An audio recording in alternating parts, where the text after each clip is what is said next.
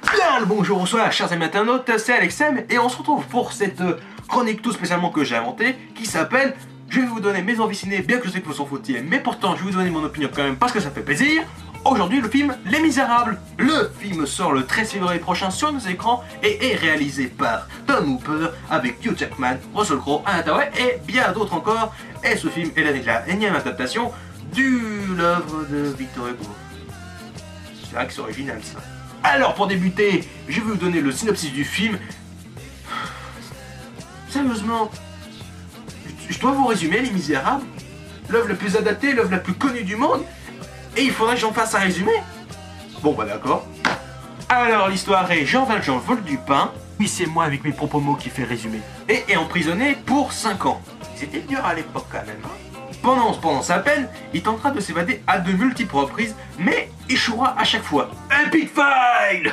Alors il s'attire la colère de Javert, un inspecteur de police qui est au plus haut point les prisonniers. Jean Valjean sera finalement libéré après une peine de 19 ans. Je vais passer certains détails parce que sinon cela durerait trop longtemps. Jean Valjean! Non mais je m'excuse. Comment on peut être sérieux en disant un nom pareil?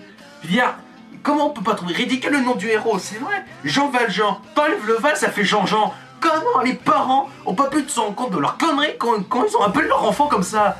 Oh, bref, façon. Jean Valjean se fait appeler Monsieur Madeleine et devient maire d'une ville. Seulement voilà, il doit accueillir un nouveau lieutenant de police dans sa ville. Vous avez deviné qui c'est? Et il s'avère que ce lieutenant est Javert. Pendant ce temps, Fantine, une ouvrière qui travaille dur, est obligée de laisser sa fille Cosette chez les Thénardier contre une pension. Seulement ces derniers sont de véritables tyrans envers la jeune fille. Avant on pouvait martyriser un enfant et on trouvait ça tout à fait normal. Vive l'évolution. Mais comme étant donné que Fantine est une mère célibataire, l'entreprise considère qu'une mère célibataire est mauvais et donc la renvoie. Avec le nombre de divorces aujourd'hui, si on devait licencier toutes les mères célibataires, il y en aura un sacré paquet. De plus, les Thénardier augmentent la pension de Cosette, ce qui fait que Fantine est obligée de vendre tout ce qu'elle possède, jusqu'à ses dents et jusqu'à ses cheveux. Elle aussi VDM. Je vais m'arrêter ici pour le résumé et j'ai passé des détails bien trop importants, je ne peux que vous conseiller de vous renseigner un peu plus sur l'univers des Misérables.